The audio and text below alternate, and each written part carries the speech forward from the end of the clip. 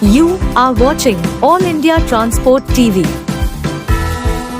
Monsoon सत्र का आज पहला दिन है और वहीं विपक्ष विरोध करता हुआ नजर आया। साथ ही आपको बता दें, उपराष्ट्रपति जगदीप धनखड़ के इस्तीफे पर भी राजनीति नजर आई। वहीं राजनीतिक पार्टियों ने अलग अलग विचार सामने रखे। वहीं मीडिया से बातचीत के दौरान मीडिया से बात साझा करते हुए सीनियर लीडर अनुराग जैन ने कहा है कि ऑपरेशन सिंदूर यह दिखाता है कि भारत किसी से कमज़ोर नहीं।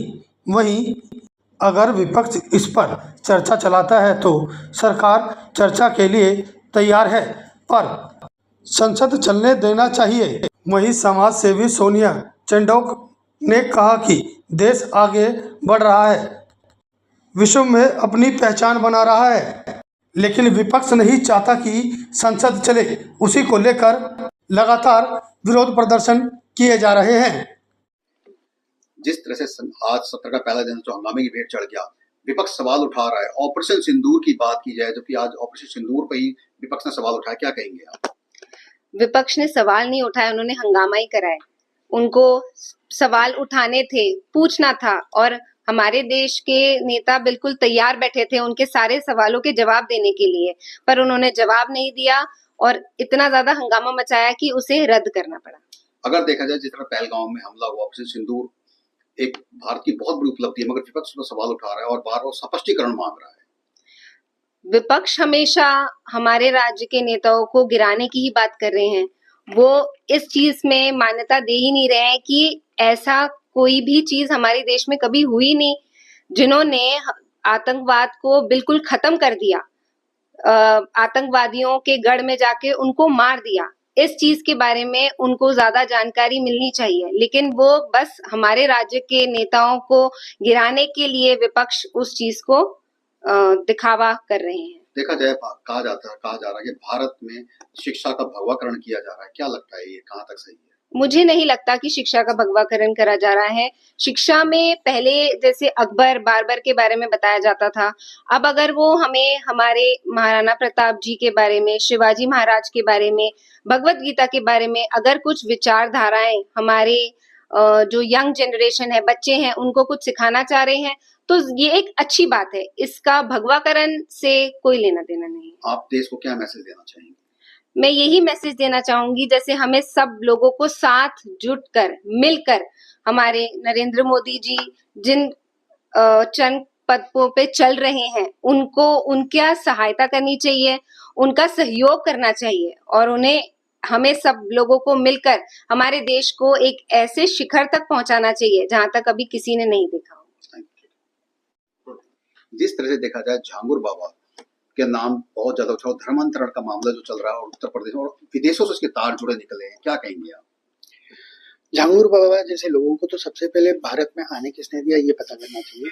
और झांगुर बाबा जो कार्य कर रहे हैं, देखिए हमारा संविधान कहता है, हमारा संविधान यही कहता है कि सारे धर्म एक है। हम सब कुछ मानते हैं कि जब सब एक है तो ये धर्माकरण करने की जरूरत क्या? आप बताना क्या चाहते हैं? तो झांगुर बाबा जो ये जाल फेंक के धर्म परिवर्तन करवा रहे हैं, लालच देके, पैसे देके, धमका डरा के, शायद ये गलत है। शायद नहीं, मैं तो बोलूंगा ये गलत ही है। और हमारी सरकार इतनी सक्षम है कि वो इसके ऊपर कार्रवाई करेगी। ऑलरेडी कार्रवाई चालू हो चुकी है। उनकी जो प्रॉपर्टी थी वो ऑलरेडी तोड़ी जा चुकी है, और इसके ऊपर और सख्त कदम उठा के सरकार जरूर कुछ ना कुछ करे, नियम लेगी, बनाएगी, और इनके ऊपर अपने जो भी सजा है उनको सजा दी जाएगी। बाबा बागेश्वर नाम की, बाबा बागेश्वर की बयान को कैसे देखते हैं? जिस तरह से उन्होंने कहा है कि बड़े लोग जो है वो मतलब हिंदुस्तान के खिलाफ है, हिंदुओं के खिलाफ है।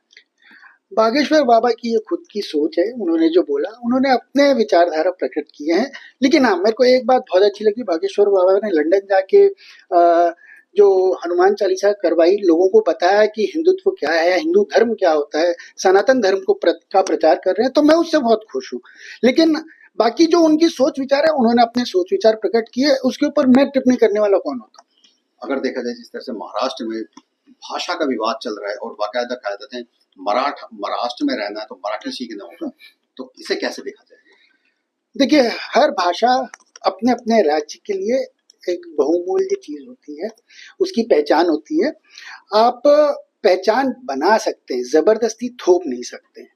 तो आप जबरदस्ती लोगों को बोले कि सीखना जरूरी है या आपको आना जरूरी है, ये तरीका नहीं है। आपको अगर चाहिए कि महाराष्ट्र के अंदर लोगों को मराठी आनी चाहिए, आप जाइए, सिखाइए, अच्छे तरीके से सिखाइए, स्कूल में कंपलसरी कीजिए, लोगों को अच्छे से बताना। ये हर चीज बताना जरूरी है कि ये क्यों आनी चाहिए। जरूरी नहीं है कि मेरे को आते हुए मैं बोल पाऊँ। मैं आज जिस फ्लुएंसी से हिंदी या इंग्लिश बोल सकता हूँ, शायद मराठी नहीं बोल पाऊँ, और बोलने में हिचक लगेगी तो शायद बोलना पसंद नहीं करूंगा।